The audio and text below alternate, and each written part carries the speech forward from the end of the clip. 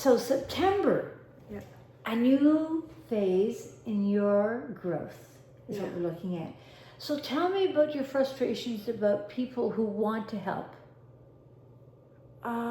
I feel like a lot of times when they want to work with people who have like developmental or physical needs, they don't always learn about de-escalation, and they don't always learn about like strategies, which I feel like when I was in school, I struggled with that a lot. My teachers didn't, like, they were great teachers. They taught me a lot in my first 4 years of special education, but they did not know how to handle me when I got upset. Mm-hmm. And I feel like a lot of times they more so acted like my mom than my teacher. And that was the big thing, was So how can you make a difference for that? being able to teach about like what can help with de-escalation rather than immediately jumping to they're aggressive. So that when they show frustration, that doesn't always mean that they're being aggressive. That means they need to deregulate or regulate. Mm-hmm. Good. And everyone's a little different, but it's your story. And being able to share your story, and you've been connected with a number of individuals who are neurodivergent, Yes. and you are extremely observant. Yes. And so those pieces of who you are could be easily shared with others. Yeah, and I've also noticed for me one thing, like you could see right now, I'm scratching myself. One of the things I did to prevent myself is I used Band-Aids. Mm-hmm. And also I noticed like I actually got that idea from one of my friends in elementary who had the same issue. He would ask for a Band-Aid. And he was actually more lower functioning, so he was like kind of middle. Mm-hmm. And he would always say Band-Aid. Mm-hmm. So that's where I got that idea from.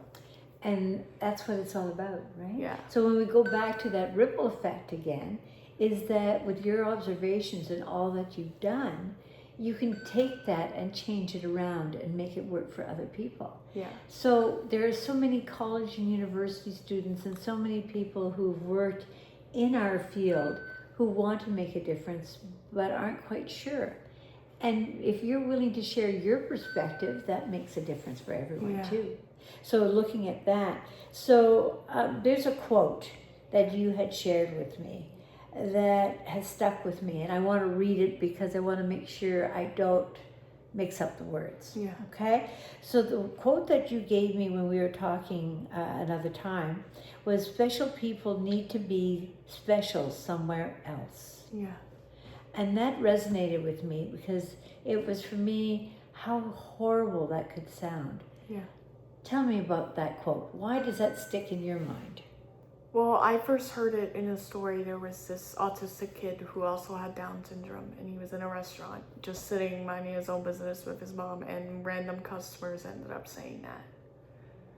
And it was like, why do you feel the need to say that about a kid that isn't even doing anything? So why do you think there was that need? Why did they have to say that? They didn't. They just wanted to. They just wanted to, yeah. And so they acknowledged that this is a special person, but was it in a positive or negative connotation? Negative way. Very negative, yeah. And what's your thoughts on that?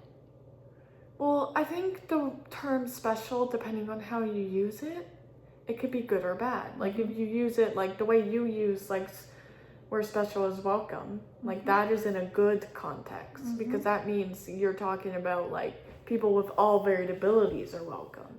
Whereas the way they were saying it, they were saying like disabled. That's how they were using it. Yes. And I liked some of the conversations that you were having. It made me think also about that there are not enough programs for adults Yeah.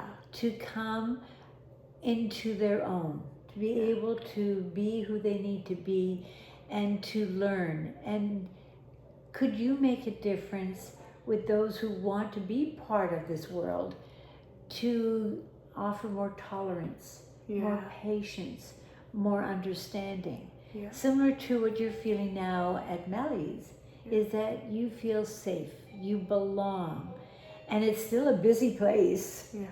There's still lots of things happening there, but you're having more time to acknowledge what you need and more opportunities to work with others for it. Yeah.